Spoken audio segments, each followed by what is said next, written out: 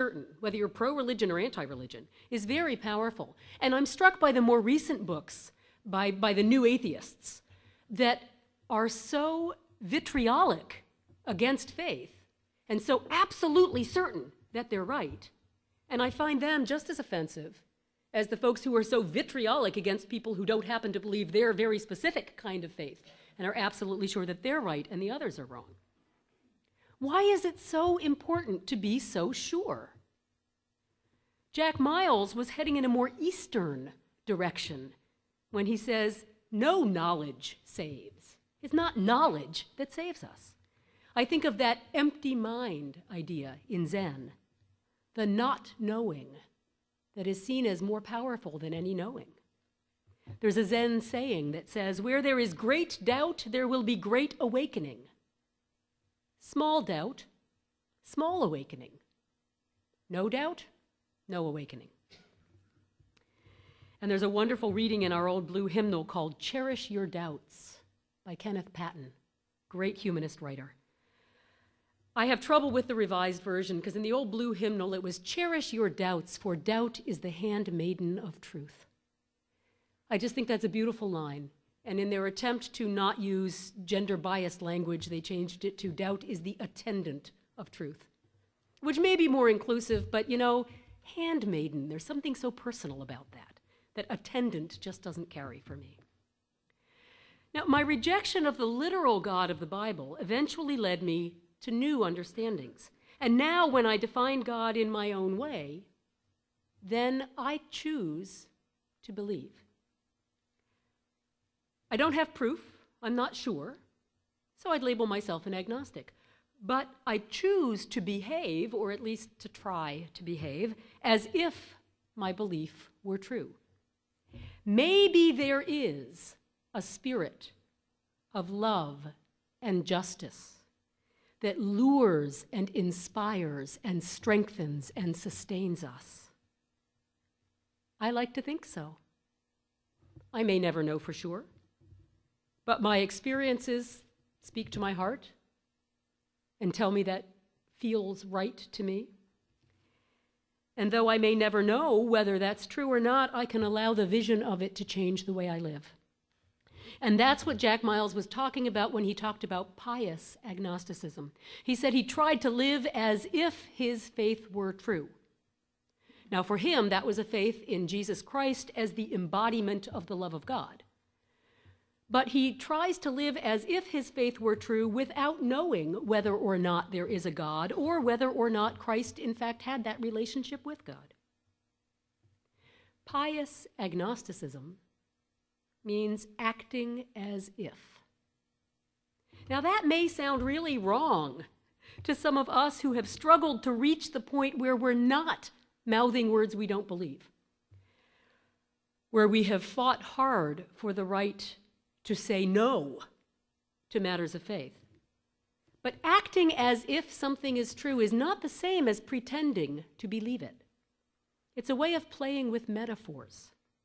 And it's a very common idea in religious circles. It's only relatively recently in religious history that this expectation that we be so literal about our belief evolved.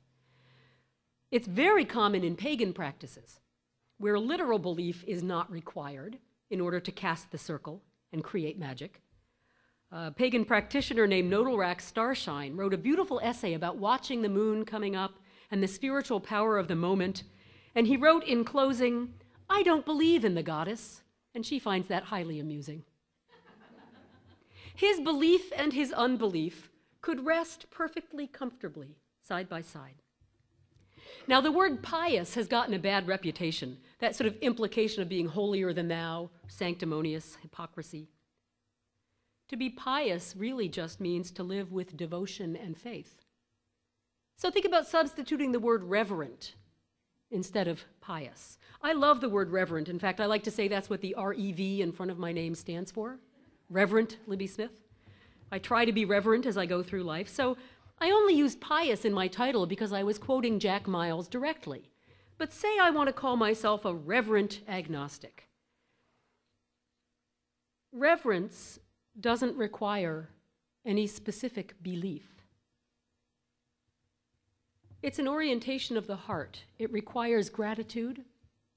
It requires attentiveness. It requires intentionality.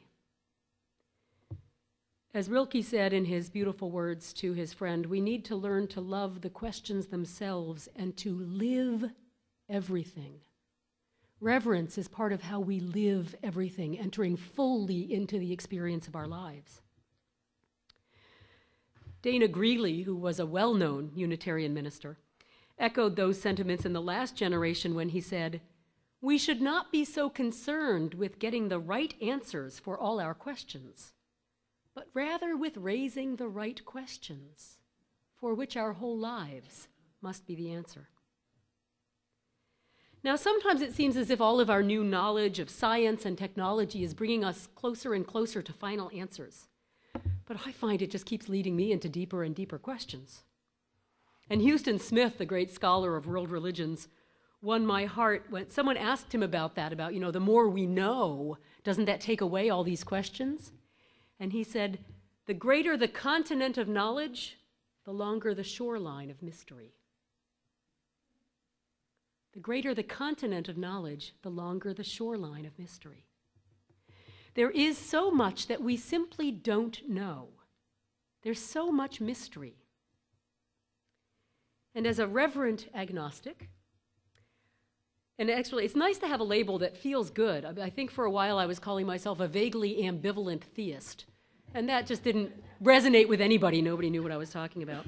Reverent agnosticism feels much better. But as a reverent agnostic, my goal is to dive into those questions, to allow myself to wonder about the spiritual possibilities, and then to live as if the most inspiring vision that I can imagine is in fact true, and as if my life is the only vehicle of thanks and praise that I have.